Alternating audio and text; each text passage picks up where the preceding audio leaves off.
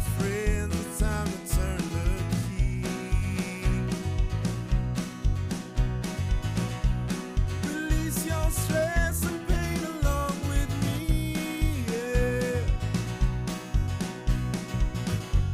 It's not about perfection, it's about the connection. Now put it on your canvas and let it be. Hey everybody, it's Cinnamon Cootie, your art Sherpa, bringing you another exciting 2018 Big Art Quest Fairytale edition. This month, we are working on this freshwater mermaid based in koi. We've got ponds, we've got scales, we've got water effects, waterfalls, flowers, wisteria. I mean, we're throwing everything in the painter box at this thing. I am going to be explaining this to you step by step. The idea is that you can create each one of these 12 amazing paintings at home for yourself to hang on your wall. To that end, my husband John is going to be tracking me with all of the cameras. Say hi, John. Hi, John. I don't know why I've still done it. It's like been years since we still did it. I don't always do it, though. I think That's true. You I like mix to it up. change it up, John. I do mix it up a little bit. John mixes it up. So he's going to be tracking me with cameras. He's going to be reading your questions. He's going to be talking to the moderators. He's going to be doing all the stuff. I hope you guys are ready. I hope you guys are excited. I am really thrilled. So we kind of blocked everything in our first class and really just got our little waterfall in, and then we got our flowers in, and now we're going to start filling in the rest of our pond. If you need to know where the references are, where the traceable is, where more of the information is, check the description below. And as an extra enrichment, we have a Facebook group as well, the Big Art Quest Facebook group, and it's just for this, and we just post there. We're just really chill and nice to each other, and it's a very mellow space on social media. So the website and that, and then you're pretty hooked up on all of this. You guys ready for today? I'm ready. Are you? I'm ready to sip some coffee and start painting. I got to tell everybody about That's like sort palette. of like, are you ready to paint? Are you? All right, now we're gonna drink some coffee. I like to do that. I do that to my kids all the time. you You like guys to do ready? All right, let's just sit here and wait in line before we go get on this ride. Space Mountain. It's gonna be a minute. Like get them all ramped up, and you're like, let's stand in line. Sorry, that's not related to art. Okay. So do we have a speed pass like Disney World? I mean, as late as we are, I don't think we should offer one. So, I have all the colors out today. You do. I do. Colors. That's a lot of color. Because we're going to be doing koi, we're going to be doing water, we've got reflections, we're going to maybe block in a little girl, so there's just a lot to do. And so therefore, everything in our palette is pretty much out with the exception of the iridescent gold, which is optional at the end. You could also be using this kind. You know, that's just going to be a little accent on the scale that we're going to do. I have all the reds out today because, again, koi. I have both yellows out. I may put out the yellow ochre as I need it. I have the glazing medium in the middle, my two whites, and my blues. So let's just go through the whole thing. I have zinc white, and I know it's zinc because it's so transparent. As you can see, the titanium white's much more opaque. I have phthalo blue, burnt sienna, phthalo green, burnt umber, docks purple, alizarin crimson, cad red medium, cad orange, cad red light, Indian yellow, and cad yellow. And then this, you could just tell that I'm not going to be missing no color today. Today, the Sherpa was brought to you by the pigment cadmium. There's some bright colors there. Yeah, like as certain companies are trying to accelerate the cadmium drama, I'm like, no, I'm just going to lean into this because I don't eat my paint. No, don't need the paint and just put it on the canvas and it will be super bright and colorful like that. And here's a fun fact in case you're ever hit with the cadmium drama. All student paints are cadmium free. Well, all of them. Unless they say they have cadmium in them. Student paints don't have cadmium in them. They It's really expensive pigment. It's expensive, yeah. It's just too expensive to put in there. It'd be like, it would be like paint companies saying all of our paints are lead free. And you're like, yeah, because it would cost a lot of money to make an artist lead paint, which it does because they have that for oil paintings, not for acrylic. If you get pro paint that says hue, that is like free. And I would just say that I personally find that the golden hue is very closely matched to the cadmium, even though I can still tell the difference and the glow is not there, but the hue is very close. Yep. So, and it's the more economical one. Anyways, that's just something you might not know. We love in my this weird drama of the day. You've learned a fun fact in your art before you begin your quest. Let's get our brushes. Let's get a little brush. So, I have been loving it for this one. This is the number 4 Cambridge. This is a bright. It's a mix of synthetic and bristle filaments. And that gives us acrylic artists a little bit of that oil zhuzh that we get to do. We're going to continue to work our edge. And I feel like let's put in some koi, man. We need to put in some koi. So I'm going to get some of my koi references because I have some koi references. And I will get those and put those, I think I need some faraway koi references and then some close koi. I had some very exciting koi stuff happening recently. So this is just kind of helped me talk about the water reflections a little bit, the different ways like in the shadow it might reflect versus how it is in the light, and different ways that I can kind of loosely and expressively talk about that. I also, of course, we'll be keeping the original reference close by, which is this. That lets me know. So when I'm using multiple photo references, right? The figure, I'm going to probably be using this the most. And that tells me a little bit of the lighting around her water source, right? You can see the light here and you can see the light hit here. So you know that it's coming in here. Now the photographer put in a second light source to make sure she was well lit, which is why she's not strongly lit on her, I'm going to say it's left side, but it may be right side because of photography flips that my dyslexic brain can't handle. But you know what I'm saying? This side of it. So when you're making adjustments as an artist, keep in mind if you're going to make a strong light source coming in from any particular direction, that you've got to reflect that on your reference model. Long story. Sorry. That's good. Good to know, though. It's good stuff. This is what we're here for. I'm going to go ahead and get my number 4 bright wet. I'm going to drag off the extra water, and I'm going to start coming in and just begin my day by working a few pieces in over here. Now, I'm feeling like I'm going to want some little kois here, little bits swimming around. And we've got to have maybe a lily pad or two. So there's a lot to think about. But the first thing I'm going to get into is my water, which I'm going to take my phthalo blue and my phthalo green and get into a phthalo turquoise. Now, let me ask you. And I'm going to add a burnt umber to it. Yes, John, what would you like to ask me? Should I put up the picture-in-picture for everybody, or should you use the reference there as the picture-in-picture? They should, See, look on the screen. I can leave it just like this, or I would leave it like that if you don't have the koi, because I'm going to be working a little bit of that. Oh, actually, I could probably scoot this to the top of the screen right now, just temporarily. Let me see. Okay, let's see if we can do that. How about that? If it doesn't mess up the palette, I think we're good. I think it'll be in the same relative position on the palette cam, just up top. I like that plan. I'm getting a little more brown into this. And we're going to just be talking about, she's got some depth in her water. But the other thing, is going on in my water has got to be reflections. And there's things that need to be going on. And I need to be talking about the ripples. So if you think about this, in our waterfall coming here, it's going to be pushing the current, right? Where is it pushing the current? So if you don't radiate it. If you take this and you make kind of waves coming out diagonally, it would be coming like this. Radiating waves. Then in your perspective, they'd be open bigger here and coming back there. And so what we're trying to do is think about how do we take all this information, use all of our art skills, right?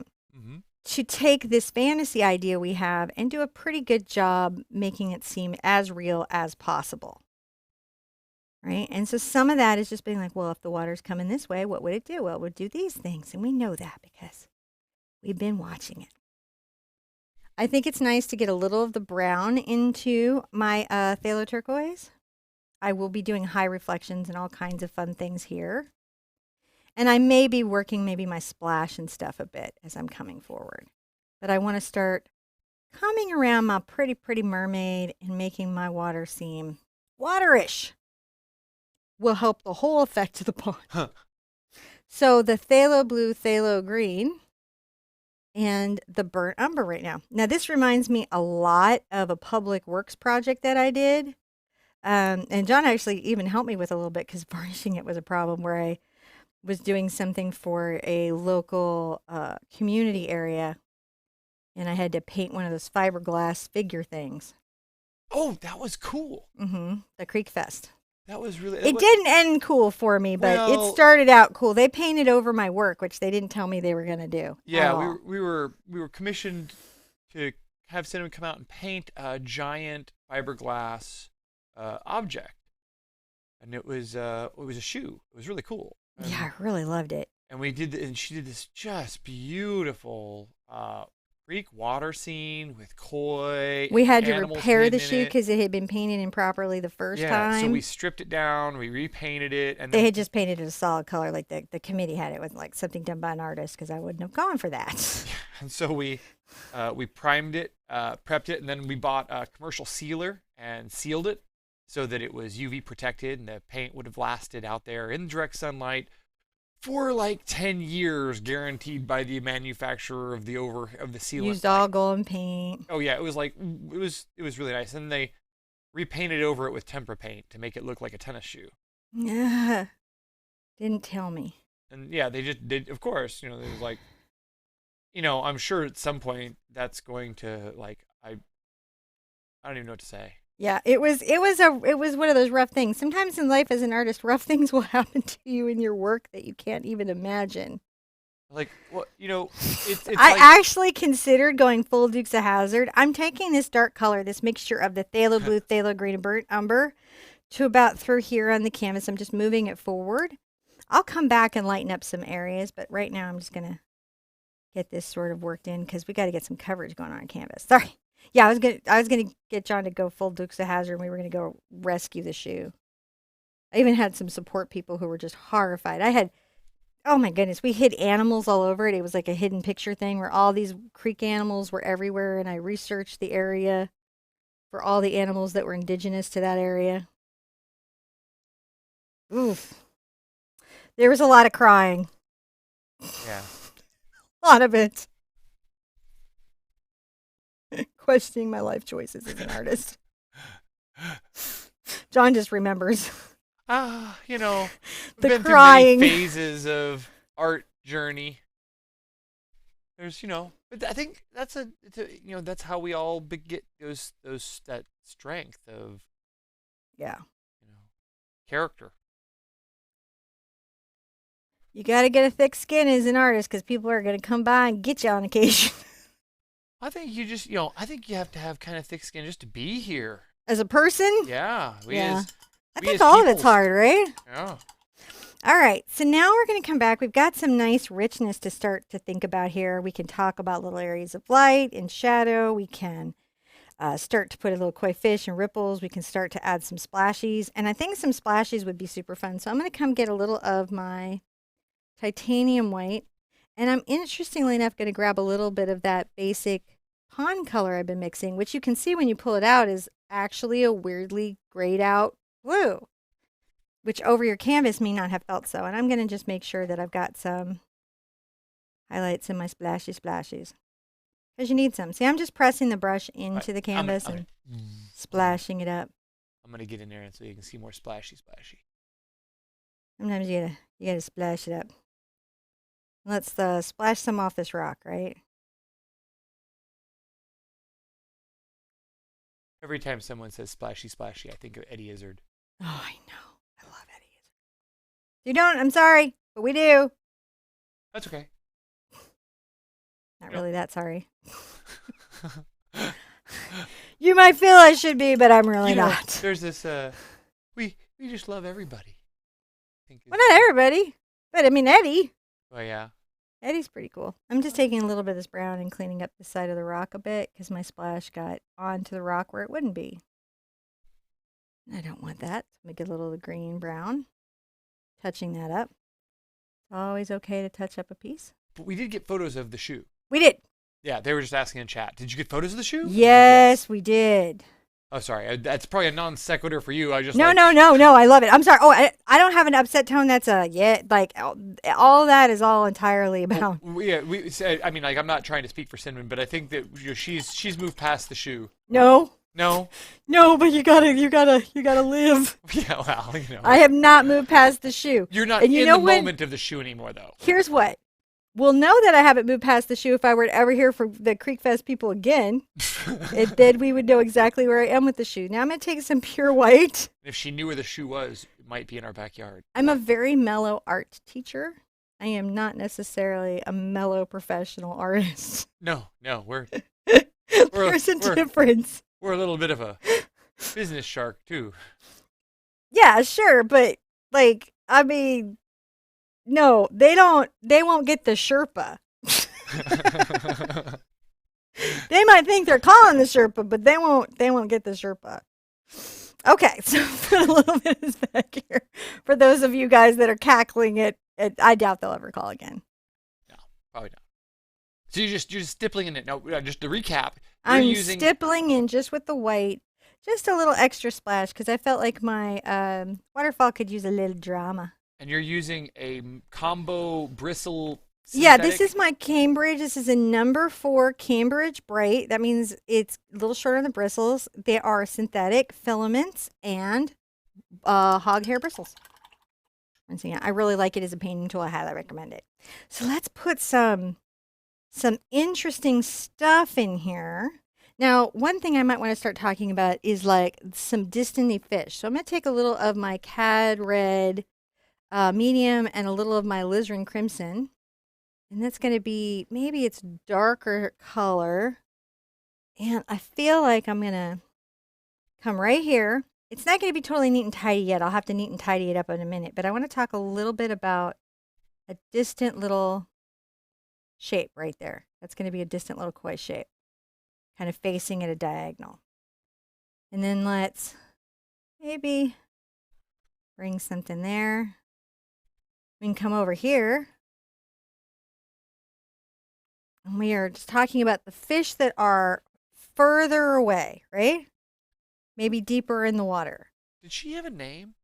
Yes, she did. It's like Crinaeae. I don't say it really well, but she does. Okay. I wasn't sure if it was in there.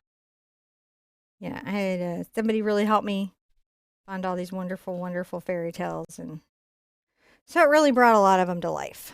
Now you've really been enjoying this so much that you may do some more work on some of these because you really like developing them a lot. John talking to me. He's like, "We need a calendar." And I'm like, I need to paint on them more if we're gonna do that. Well, you know, see how we have some distant little fishies? Yeah. Now I'm gonna maybe get a little of this orange that I have here into this mix, and I'm gonna maybe on this one I'm gonna. Oh yeah. Distant little fishies. Some of them. Not every one of them. It makes our brain say there's some fish in there. Yeah, but far away. Like deep water, the little hidey fishes. They're hiding fishes. They're hiding fishes. Yeah. I'm okay. It's okay. It's not okay, but it's okay about this shoe. It's like, like a house fire you live through. It's not good, but you live through it. So you're like, But someday. I had a house fire, so that's how I had that basis comparison. I'm not like speaking out of turn. I put my house fire and the shoe on the same space. Well, someday. That may be news to John. Maybe someday you'll be able to paint another shoe. I was so upset. John actually tried to find me another large resin thing. I was just really upset I didn't get a cow. And then there were horses, and I didn't get a horse. And so when the shoe thing came, I was like, please, please, please let me do the shoe. And I got to do the shoe. So it was a whole thing. Life journey, a bit of a downer. I'm so sorry. All right, back to art where things are so happy. So I'm going to come through here and I'm going to start putting in a little bit of our highlighted water. So I'm going to get my blue and my phthalo back together, making that phthalo turquoise to work from. I'm going to work all these a little closer to the green. I'm going to add a little burnt sienna to tone it. Let's get some Indian yellow. See how that gets it into that space? It's green, and it's distinctly green, but we don't want anything super bright yet. And I'm going to come around and I'm going to make these little, see these little furtive-y little strokes? Make these little furtive strokes, like you do. I'm going to very carefully kind of work around my little fissures. Little fishes. But right past, fins, because we're going to put a lot of that back in. Oh, I'm loving this painting. This so far, I'm just like, boop. I'm going to grab some of my zinc because zinc can subtly reveal my color without really lightening it. Can you see how it's like picking up little water reflections now? Yeah. It's all still wet. And I'm just dancing through and going, yeah, yeah, yeah. Yeah, yeah, yeah, yeah. Scubble, scubble, scumble. Trying to talk about the way the water might be rippling out. Because it'll do that. Right? It'll ripple out. We just want to do that a little bit. Now we can get even a little more of our Indian yellow into this and a little more of our zinc. And there'll be some small bits of even brighter space. Right? That you're doing, but we still like, and you can take a little over the fish, like I took a little over that fish. Maybe a little. When you take a little bit of the color over your fish, it'll help push them down in the water. Don't get crazy with it because then they'll be so in the water you don't see them anymore. Making maybe this little area a little brighter in our green pond. And the other reason it's okay to lean into the green, I think, in this space is simply because it's going to look really good against all the bright orange that we have going on, especially with her, because as a koi fish, she'll be very focal, very orange. Let's continue working this wonderful thought over here. So the green, the blue, a little burnt, and our wonderful Indian yellow that we love, love, love, love, love. A bit of zincs. And let's continue to come around our little rocks, making little ripples that follow the shoreline, don't they? Yeah. And look, I go wiggle, wiggle, wiggle. I gotta wiggle, wiggle, wiggle my brush. Happily painting, wiggling my brush. That's what I get to do with my free time. All school should have been art in the first place. So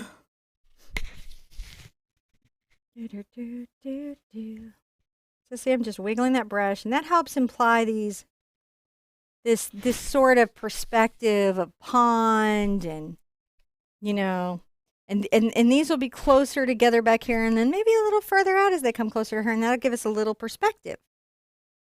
We get some of the more Indian yellow on there and a little of the zinc.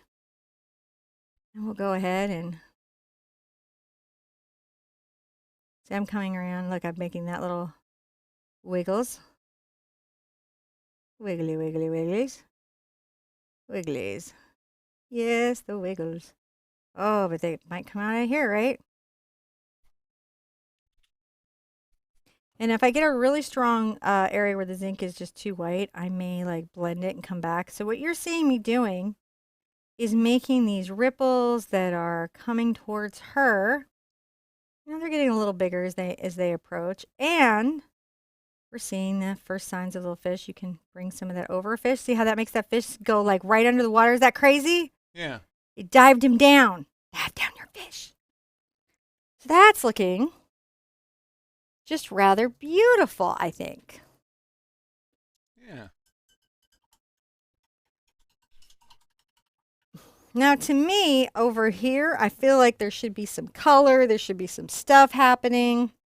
I may have to put out my magenta so I can get some of that, which I put over here. You're like, you have a lot of red in this painting. Yes, I do. We treated ourselves.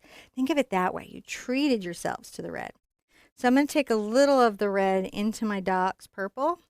Like you can see here, I'm going to get a little of my zincs. And maybe through here. And even rippling out. Because sometimes it feels like color melts into the water, doesn't it? Not too much. Don't go crazy. I mean, well, I don't want to say that because maybe you're just having the best time of your life and you're like, I really want to. Please let me. Rockety rock. If we go too much of it out here, then what happens is that our little fish won't look like fish. So you got to be super thoughtful. I'm going to get a little of my blue, zinc white. And I'll put just a little more of this blue coming out, right? This way. So that's sort of nice. It's almost as if the flower bank is melting into the water, right? Yeah. And you can just dance around your colors in this really unexpected and fun way.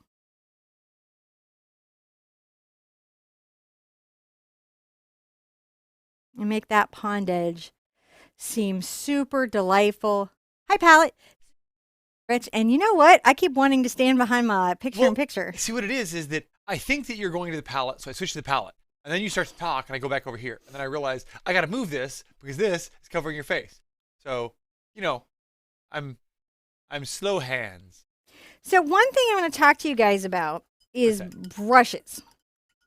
Okay. Right? You questers, I need to talk to you about brushes. All right. Well, that's what we're here for. Okay. So I'm going to sit my copy and I'm going to reset for my next section of the thing, and I'm going to lay some like crazy brush knowledge on you that I would say 99.9% of people in the art world and brush people don't know. Everyone would be freaking out if you started laying some trig on them. So I think art's a good thing to start talking about. There's no danger of me laying trig on you. Misting my palette.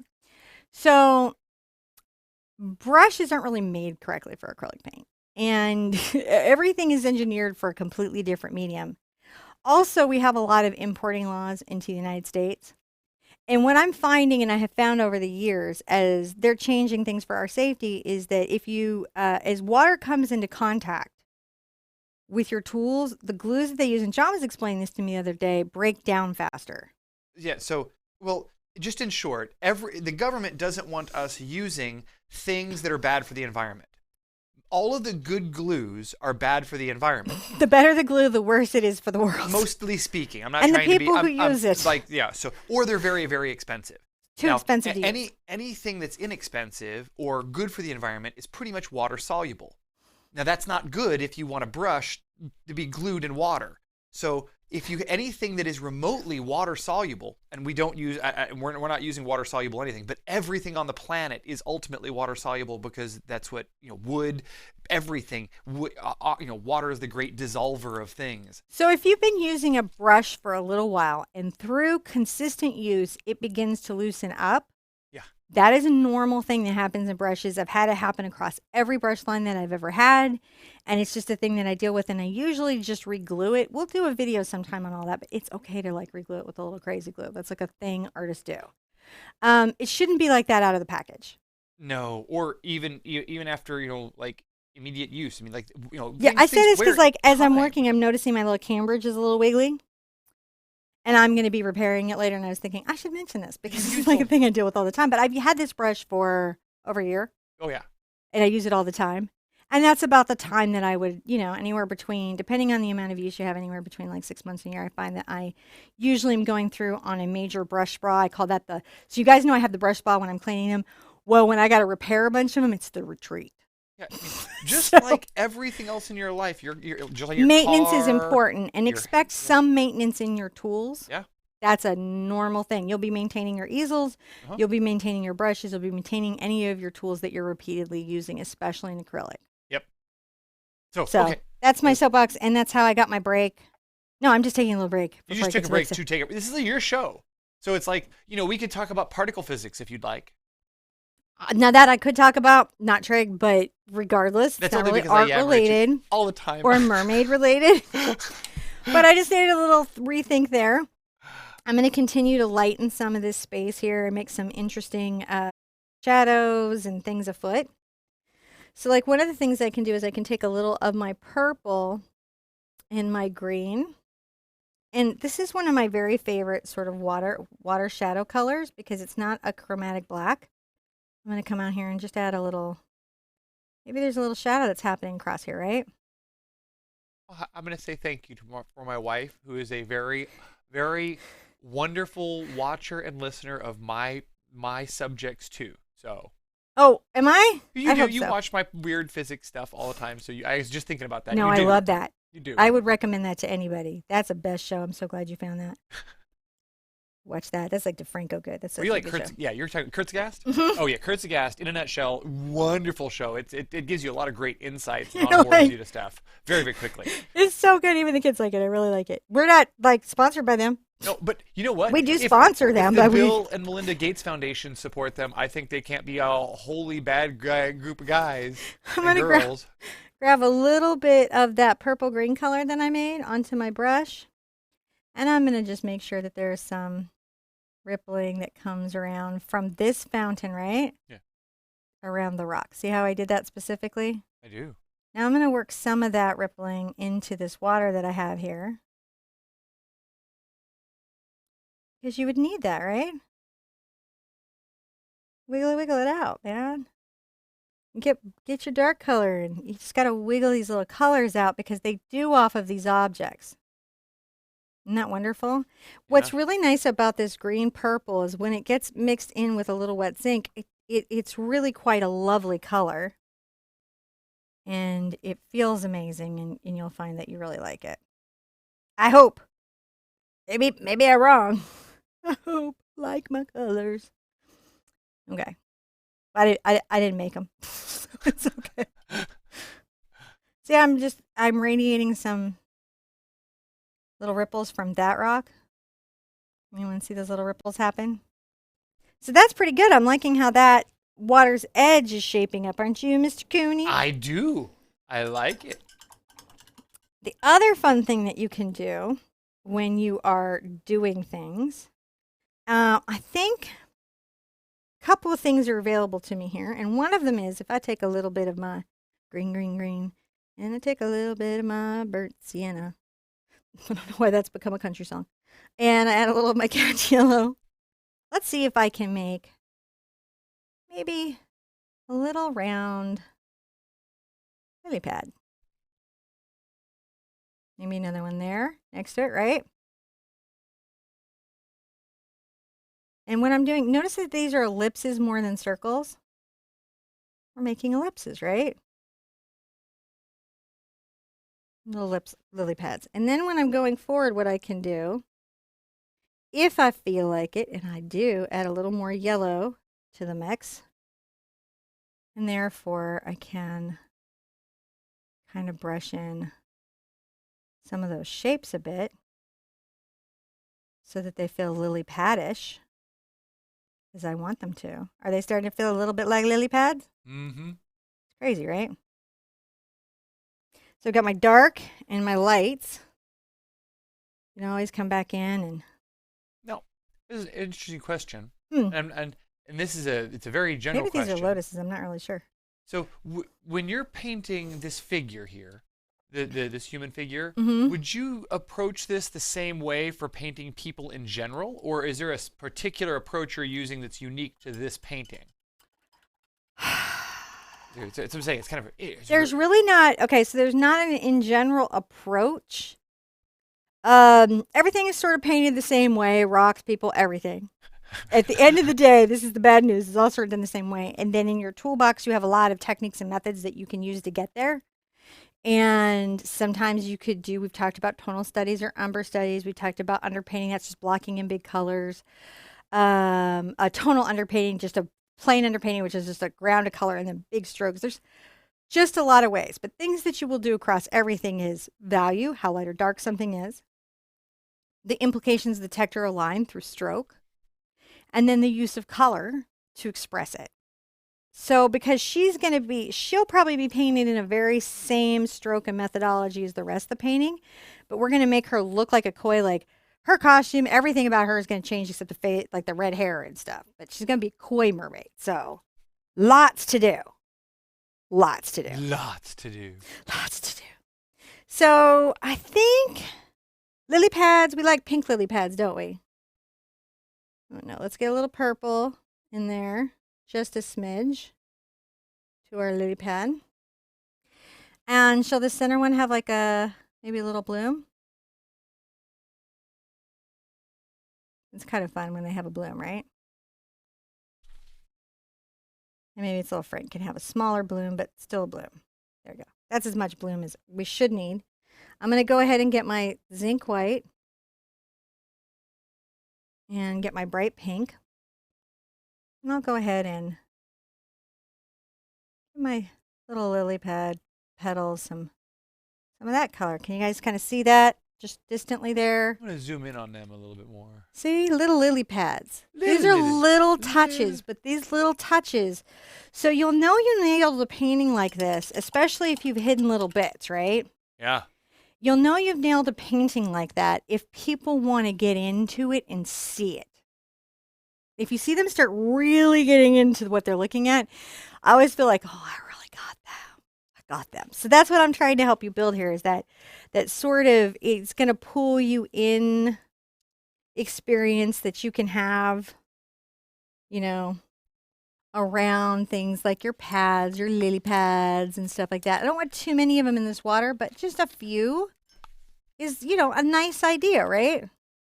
And remember, we have a lily reference. Actually, it's lotuses. A little bit, I think, more than lilies, because they can come up and they have the little stalk and stuff. So, you know, but it's just your yellow with your phthalo green, and put a couple over here. Again, because these are not straight on, we wouldn't see them as circles, right? We'd see them as ellipses. And what's nice is if you have koi somewhere and then you add a few lily pads, like we've done, then it's really going to help. See, I'm just highlighting here so you can really see the pads. It's going to help you feel like those are koi as well. That's a nice thing that can be going on. And you can always, you know, I can always grab a little of my zinc on here and let's lighten some of that.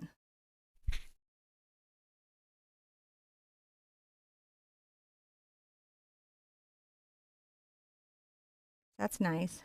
Have a little value. And then we've got the little koi in the distance.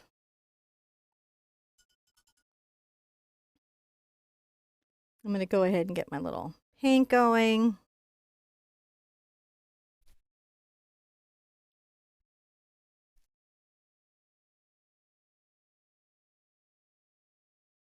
And I find that fun. I like the little touches of color that you get. And because they're far away, you can be so expressive and loose about it, right? You're just talking about little spots of color, lights and darks, and that building kind of relationship that everything has to one another. I get a little more zinc and my... Oh, little flower. Yeah, they're just little. They're, you know, we don't... The koi are flowers, they're flowers. It's all kind of wonderful, I think. So let's work through here because we've got a lot going on here. And I'm going to get back into my phthalo blue and my phthalo green. And maybe a little of my burnt sienna. I get a little zinc into it so I can see it a little bit better as I'm coming over here.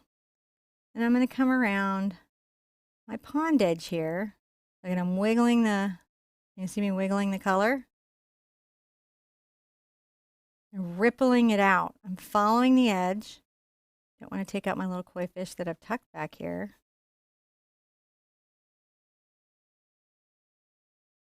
Now I'm going to come and get a little of my Indian yellow into this mix. Add a little zinc. And let's play with some of that. It's okay to play with the edge of your pond. Think about it a bit. One of the greatest things is a beautiful day. I can really see how Monet got into this. You're at a beautiful painting day, right? Like the weather is great. Nothing is drying out your paint. You know, well, not for him because he's a oil artist. So what was the weather going to do to manage that? Like nothing. Nothing was going to change that. Sometimes you'll see me going through the tail like this. And what this is about at the end of the day is just making sure that my water ripples feel connected, if that makes sense. You got to connect up those water ripples. Got a little more of this going, and I feel like we're going to be able to get in some reflective color and even some more koi. How does that feel? Yeah. No, but how long do you think we're going to go today? Oh, like an hour, a little over an hour. Okay, cool. Just curious. Are we at an hour already? No. We're only about 40 minutes. Okay, so we got about, yeah. About an I was hour. just me. I'm just trying to keep a heads up. The other one, she was very complicated, and we got behind on her, so we had to make her up. Sometimes that happens. It does. It does. So I'm just adding these little wonderful reflections to the water.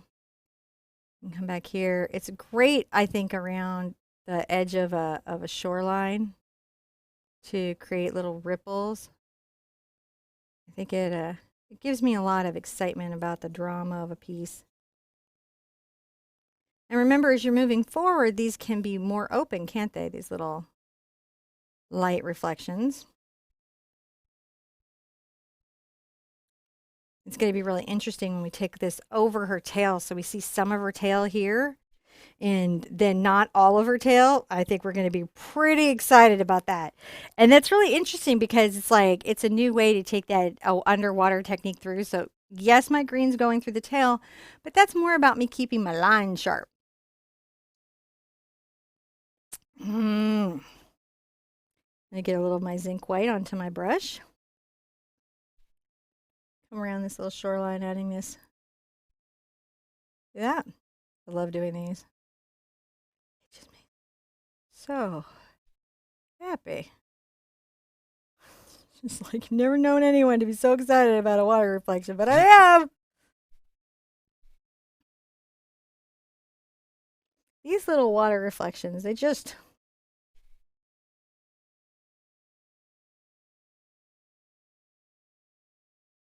so fun for me.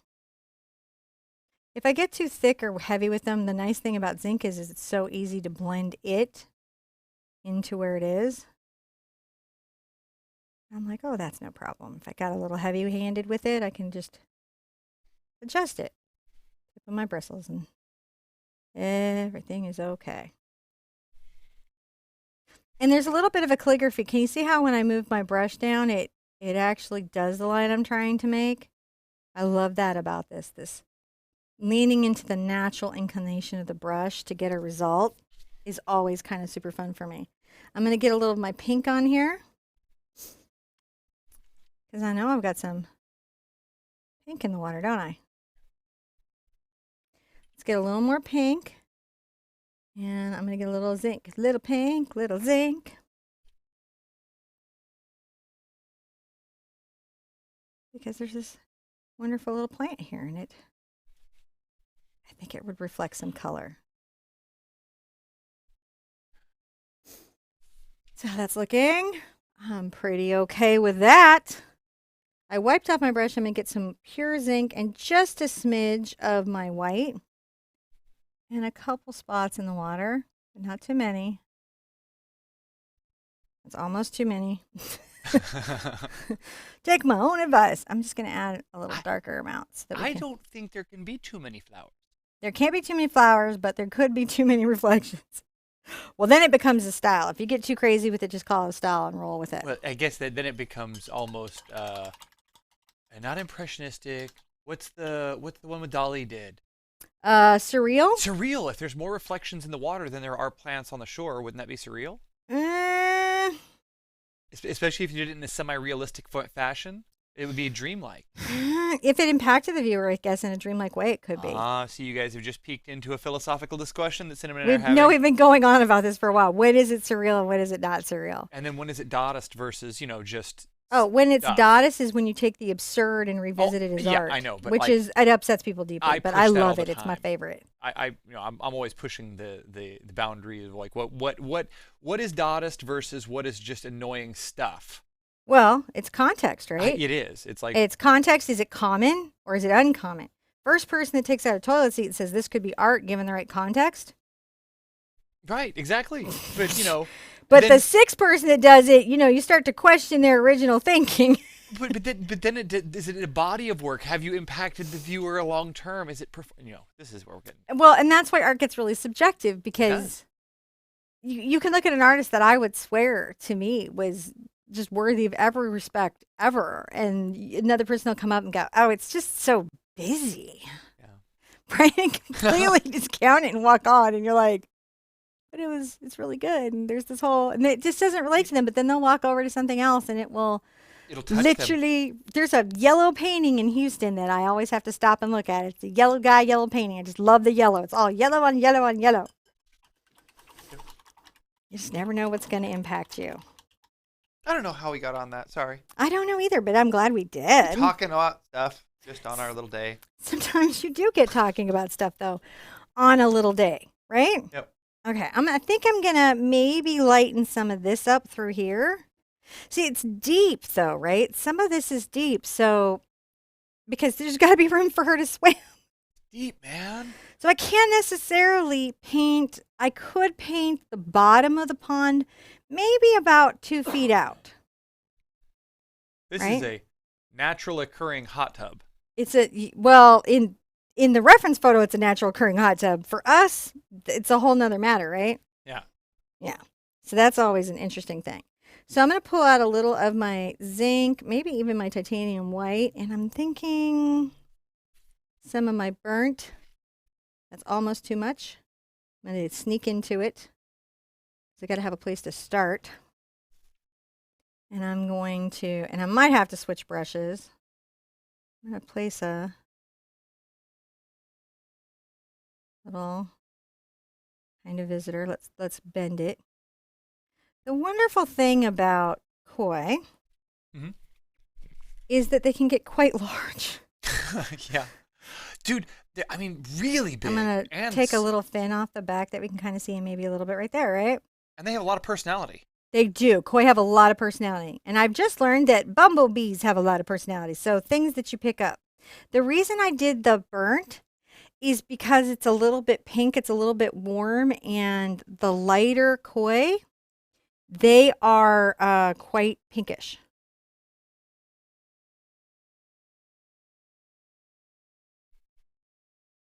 I'm going to put like just another one here that's maybe a little fin off the top. These are just little bits that we can see, kind of peeking in, thinking about visiting us, thinking about us in a particular way. I'm going to put this aside. Have I done this whole thing with this, or was there another brush at any point? Literally just this. You may have just been on that one today. That's so weird. I'm going to just change it up, guys. I'm going to get a number 2 ruby satin. Go just take that. mixing it up. Mixing it up. I just want a little more control over. I don't want such a soft stroke on what I'm doing next, so I'm going to go ahead and take a little of my alizarin and a little of my CAD red medium. And we're going to put some, let's bend the stroke. Okay, bend the stroke a little bit. And we'll make the head pretty wide, because we see these top down mostly. So try to think in top down sensibility, unless you're like catching a little bit of something to the side or they're doing a different little turn. Now this, I'm going to take this out, say I'm going like that. And then that's going to be a little bit like that. And I might, sit there and say, well, there could be another one here.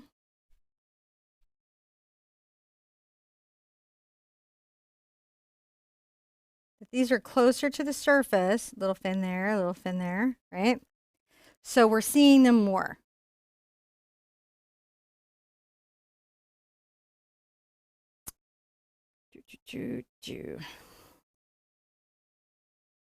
Maybe we'll kind of define him a little bit in that kind of a way. So we're going there. Leave that one all white. Now, right here, I think I'm going to end up putting kind of a big boy right here. Bigger than I intended. That's okay. I can always paint that back with the green.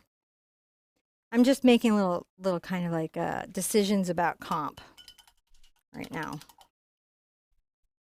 Like you will. Like you do. Like I do, and hopefully like everybody on the Big Art Quest does. Phthalo blue, burnt umber, and green again.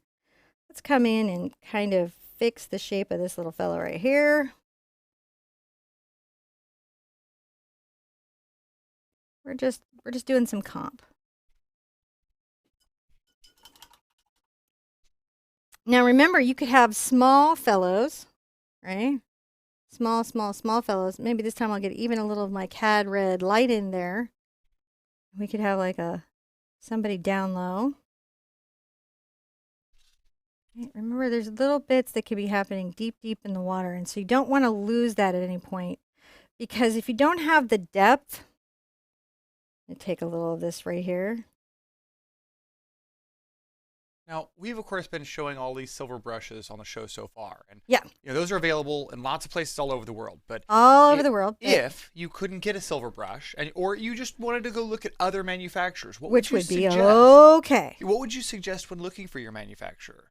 They should have they should have been in business for a while. Yeah. They should have a website with a contact number. Mm-hmm. They should be not about 75 other gazillion products, especially in brushes. This is the thought I have. So what you want out of your brush for heavy body paint is a firm synthetic filament or a synthetic bristle mix. Yeah. I can paint with just pure bristles, but that's because I have a whole bunch of techniques to make that work until I got my synthetic bristle mix.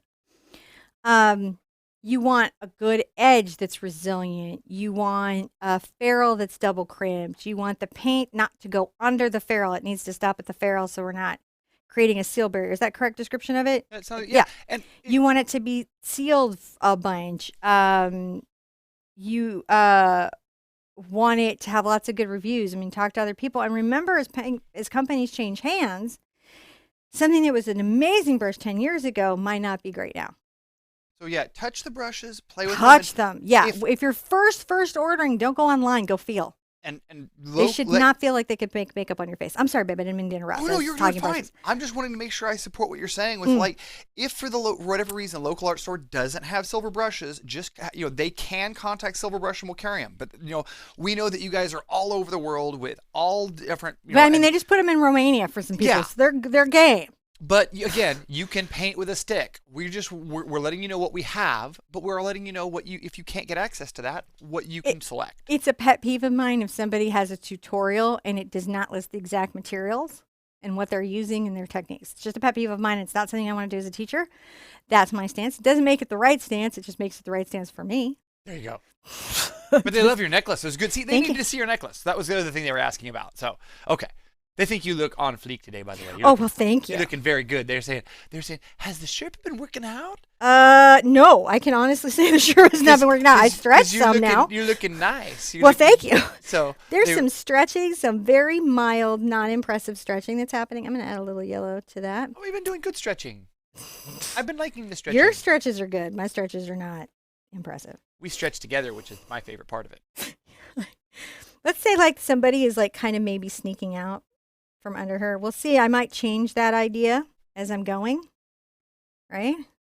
Sometimes that will need to be a little darker. So I'll get when it's a whitish fish, but it is a little deeper and far away, then you're going to want to tone the white so that it seems white, but not in a way that you're like, oh, that fish is right there. You want them to feel a little deep water, right? I'm going to do this right here. I feel like I didn't quite catch that shape. I think I went like a little bit sea fish based and not enough koi fish based.